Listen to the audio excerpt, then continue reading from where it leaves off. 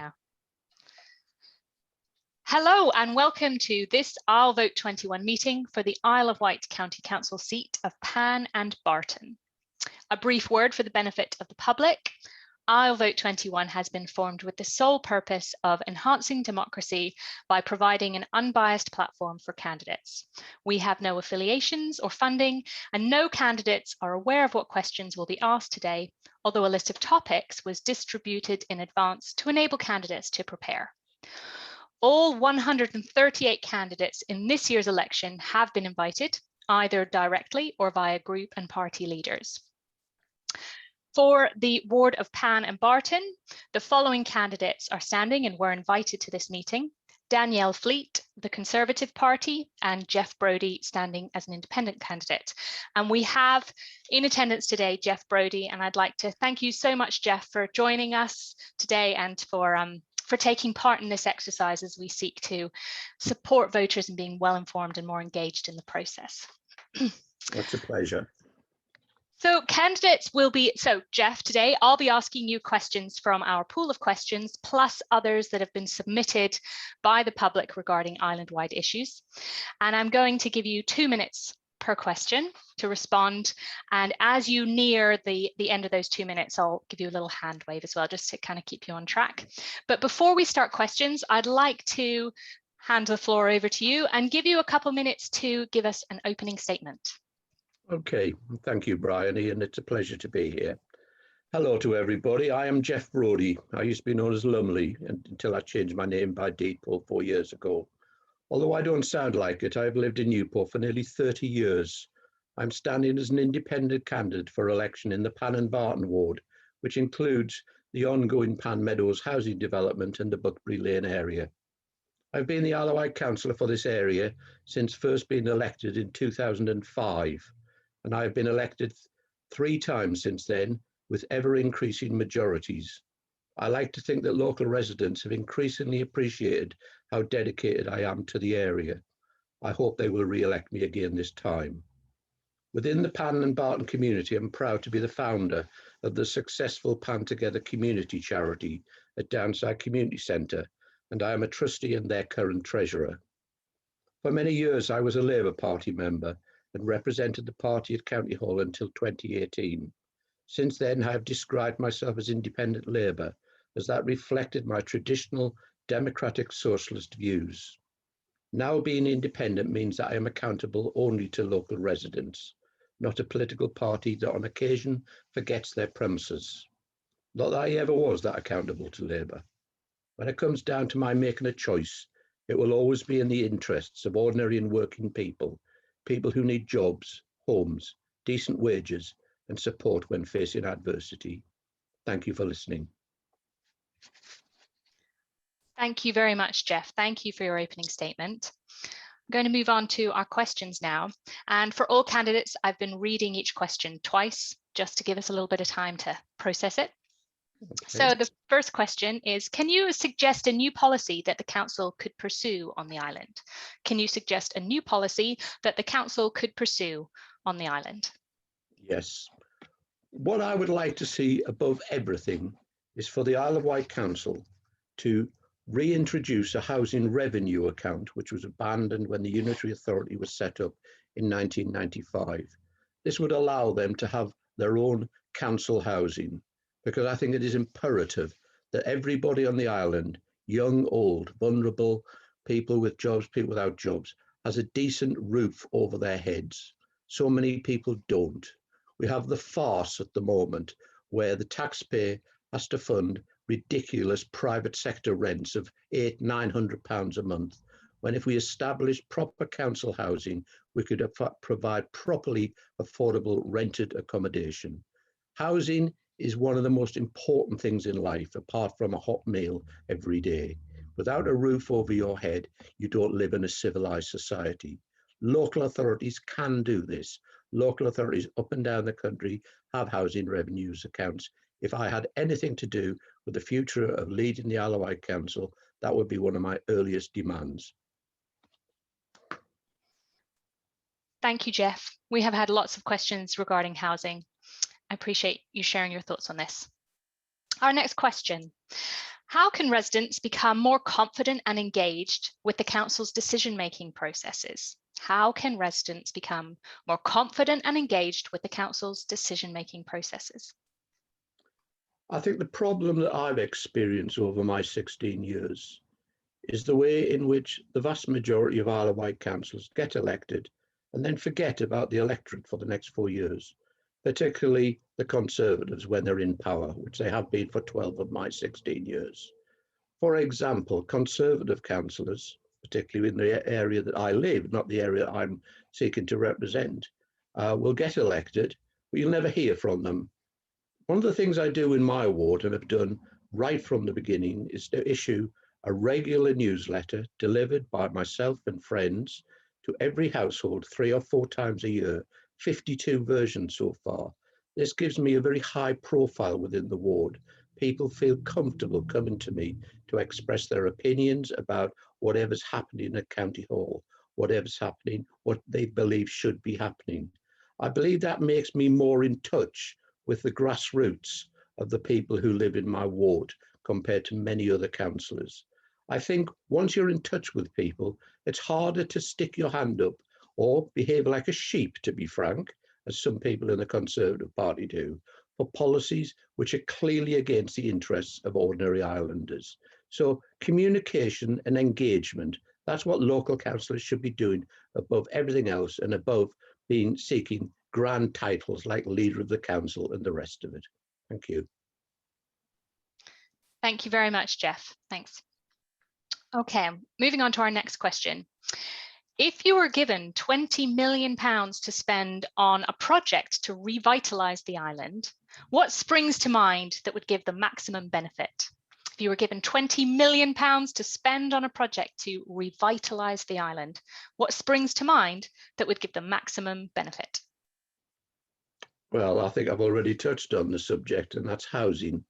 £20 million could be used very effectively to set up a proper housing authority within the Isle of Wight Council. Wouldn't build a lot, but it would initiate the ability to start building decent homes to rent, decent homes that are affordable to ordinary families. I think any money you have, you don't go and spend it on the mainland, which the outgoing administration has been doing.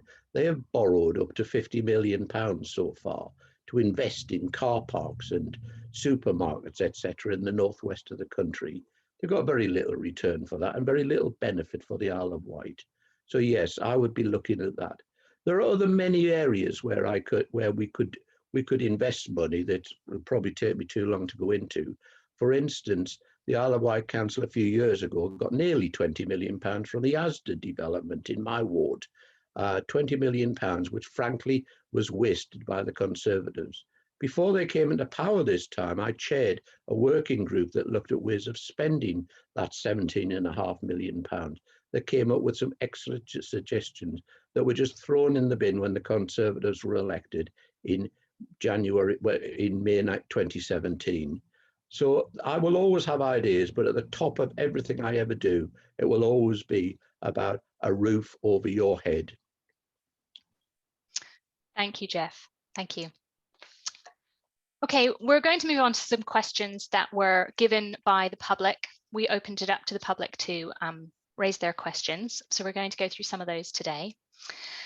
We have received several questions related to special educational needs and autistic children, and how much parents struggle with provision for them. If elected, what will you do to champion the rights of those children? If elected, what would you do to champion the rights of those children with special educational needs or autism? Parents with children with special needs contact me from my ward on a reasonably regular basis. And of course, within my current ward of Newport East, I have both of the 2 special schools on the island. Medina House School remains in the Pan Barton ward. St George's School was part of my old Newport East ward, but has been moved out as part of boundary changes. I do have many parents with children with special needs who are deeply dissatisfied, particularly those that attend schools that are academies rather than local authority schools. I'm no expert on special needs. And one of the things I think it's always important to say with councillors aren't going to be experts in everything that they're going to be asked to deal with. I, as you probably gather, have a background in housing and social services. I haven't got a background in education at all, though I was a school governor for many years. What I am always going to be is a strong voice for residents, for parents, for children, for anybody who needs assistance, who needs better services than they're getting now. Council officers know what I'm like. I'm a tough cookie. You don't mess with Geoff Brodie. And I think that's why my residents keep re-electing me. And that's what they will get for another 4 years if they re-elect me now. Thank you, Geoff. Okay, we're going to move on to our next question. The volunteer sector carries a great deal of weight on the island, especially during the COVID crisis, to the great relief of taxpayer-funded services. Can you suggest ways in which the council can support this sector? Ways in which the council can support the volunteer sector? Many voluntary sector organisations struggle financially. I'm a trustee of a relatively new charity within my community, as I referred to in my introduction, Pan Together. The COVID situation has been a very interesting period for us, where we have been able to grow and become stronger in terms of the support services that we have provided to the community that I represent. But it is a struggle. You know, we've been able to access grants from all sorts of organisations. The money from the Isle of Wight Council has been purely and simply government money passported on. I think the Isle of Wight Council needs to have a stronger relationship with the voluntary sector on the Isle of Wight. We often feel at Pan Together, and I've been a trustee of other organisations in the past, such as the Riverside Centre before it was taken over by Community Action, we've always found it difficult to get Isle of Wight councils led by the current Conservatives to support the voluntary sector. I am in favour of supporting them as well as they can, but I will say one thing. I think it's very sad that in the 5th or 6th best, strongest economy in the world, that we have to depend so much on the voluntary sector. For instance, the Trestle Trust with food banks. What on earth are we doing with food banks in this stage in the development of humankind?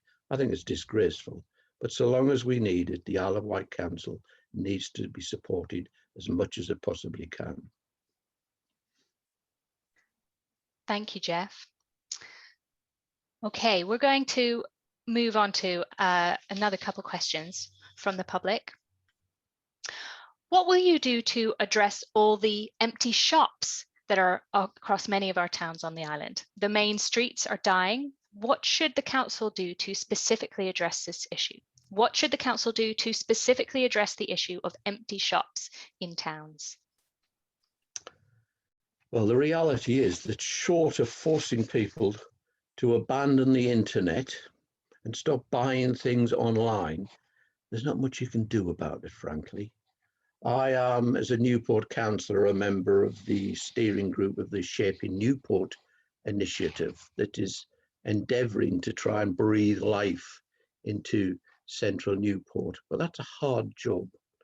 I think probably a lot of the problem that we have with our towns, a town centre of a medium town like Newport, is that it's been provided for a different age. Perhaps what we need to do is to draw in the boundaries of where the town centre is. So, for instance, we have a very long high street, quarter of a mile long or whatever. That should be restricted maybe to St James's Square to the Guildhall, and turn the rest of that into accommodation, perhaps converted into council accommodation, as I've referred to in the past, so that people can live in the centre of town rather than always having to live on the outskirts. But frankly, so long as we have the internet, so long as we have the Amazons and all the rest of it in this world, the towns are never ever going to be like they used to be. We can do our best to try and attract people into them, but I don't believe that you're ever going to see town centres the way they were when I was a young man. Thank you. Thanks. Okay, we've also had many questions pertaining to cross-Solent travel links, ferries, reliability and costs.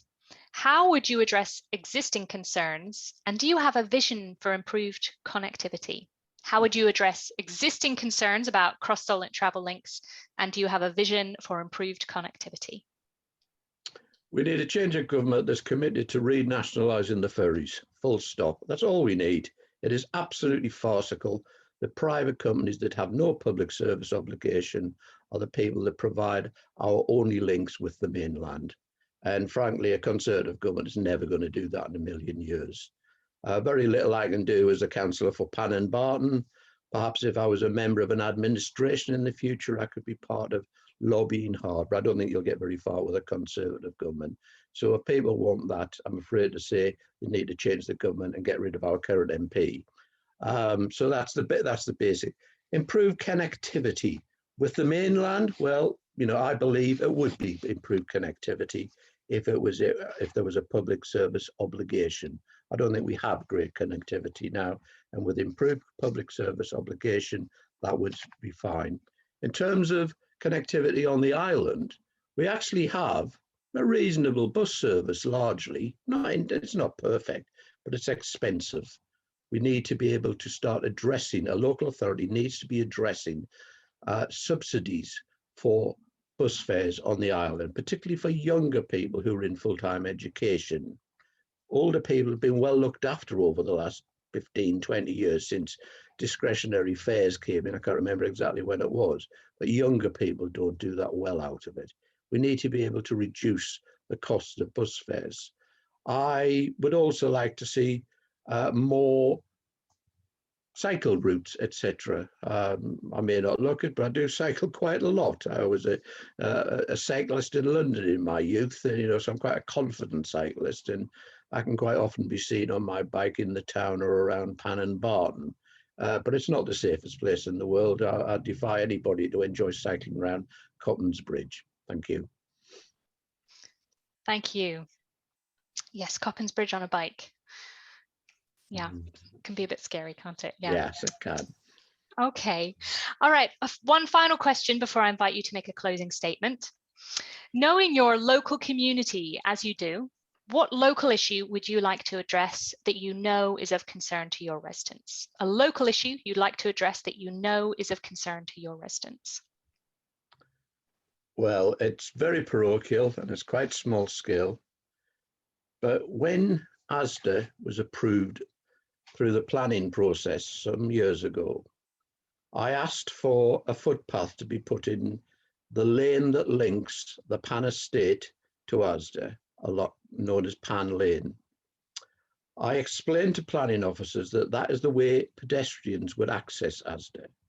Planning officers said, of course they won't. They will walk 4 times out of their way via a different route. And guess what? When ASDA opened, guess where everybody walked? Down the lane I referred to. As a consequence, that lane has had to be turned into one way to the inconvenience of my residents who are motorists. Consequently, as part of the planning approval for St George's Park, the old football ground, which is subject to some review now, there is now an agreement that before anything is built there, a path will be built. I just wish that path would get introduced, because it would make pedestrians and motorists on the Pan Estate part of my ward so happy. And it would make me happy, because I'd probably get more grumbles and moans about Pan Lane than anything else. Thank you. Thank you, Geoff. Yes, our hyper-local issues are absolutely so important, aren't they? And frankly, that's what being a councillor is about most of the time. You very rarely get asked about political stuff. Mm-hmm. Yeah, the day-to-day things that affect our lives. Absolutely. Well, Geoff, I really appreciate your time today, and I'd like to invite you now to take a couple minutes to give a short closing statement and/or reflect on today's process. Okay.